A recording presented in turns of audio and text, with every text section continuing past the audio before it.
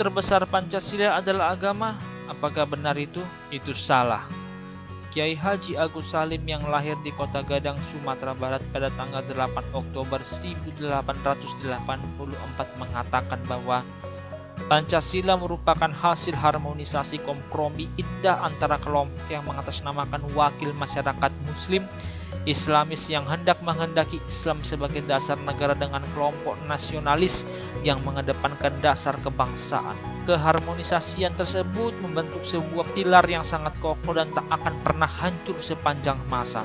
Dengan sila pilar pertamanya yang berkata ketuhanan yang Maha Esa, maka seluruh agama di Indonesia telah tercakup di dalamnya, apapun kepercayaan itu.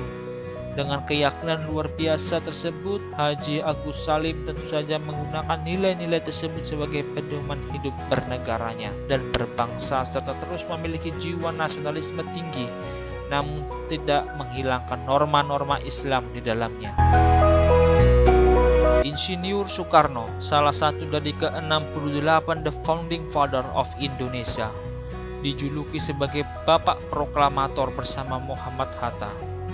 Dia juga adalah salah satu di balik lahirnya Pancasila dan orang pertama yang mengemukakan dasar negara Pancasila ini pada pidato yang dilakukannya dalam sidang Dokurit Sujun Bikosakai atau BPUPKI, Badan Penyelidik Usaha Persiapan Kemerdekaan Indonesia, pada tanggal 1 Juni 1945. Maka dari itu, setiap tanggal 1 Juni kita memperingati hari lahirnya Pancasila. Tentu saja tidak hanya melahirkan sebuah gagasan ideologi mutakhir terbaik di dunia, namun Insinyur Soekarno juga melakukan dan menjalankan setiap nilai-nilai dari ideologi bangsa tersebut. Salah satunya menerapkan sila kelima, keadilan sosial bagi seluruh rakyat Indonesia dalam masa pemerintahannya saat ia menjabat sebagai Presiden Indonesia pertama. Dengan sila kelima ini, keadilan sosial semakin kuat dalam pemerintahannya.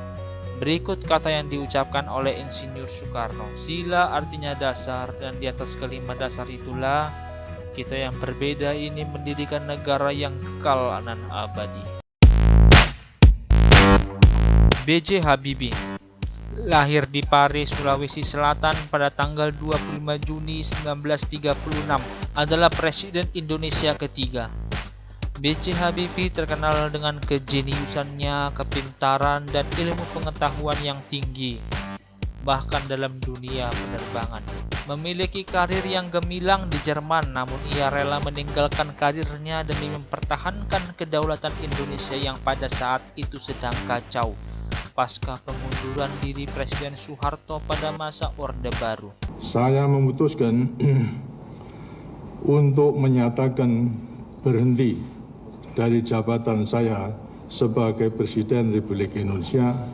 Saya menilai maka Wakil Presiden Republik Indonesia Profesor Dr. Insinyur B.J. Habibie yang akan melanjutkan sisa waktu jabatan Presiden Mandataris MPR 1998-2003. Namun dengan hati yang baik dan pemikiran yang bijak, B.J. Habibie menerapkan sila keempat Pancasila, kerakyatan yang dipimpin oleh hikmat, kebijaksanaan dalam permusyawaratan perwakilan. Dalam hidupnya sebagai presiden ketiga, dari situ mulai dari era pemerintahannya ia memberikan landasan pemerintah yang kokoh dan stabil bagi Indonesia dan digunakan hingga masa Presiden Joko Widodo. Berikut kata yang diucapkan oleh B.J. Habibie.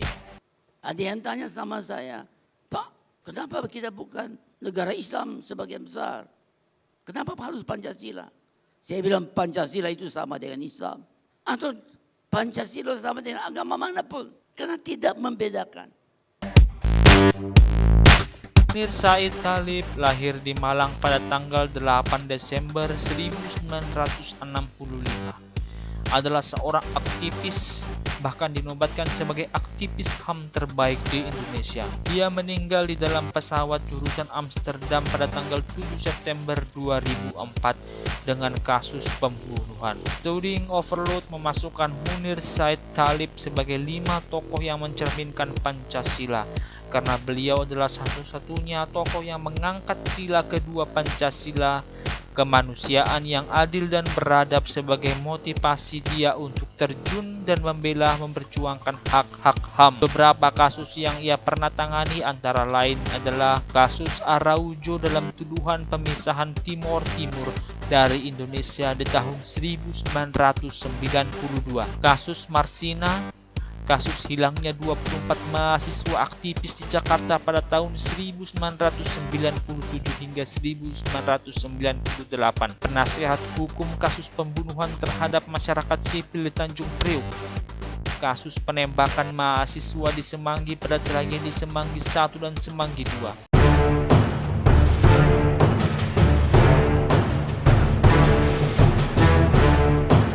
Abdurrahman Wahid atau lebih dikenal dengan Gus Dur adalah Presiden Indonesia keempat. Lahir di Jombang pada tanggal 7 September 1940. Dia adalah seorang putra dari pahlawan nasional yaitu Kiai Haji Abdul Wahid Hasim. Sejak kecil Gus Dur mendapatkan pengajaran-pengajaran dan tata krama Islam.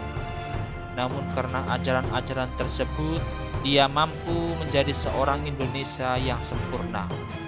Ajaran-ajarannya hingga kini tetap dipegang teguh oleh Gus Durian dan murid-muridnya, bahkan seluruh rakyat Indonesia. Ajaran utama Gus Dur adalah tentang toleransi antar agama, ras, dan suku, menghargai keberagaman dan perbedaan.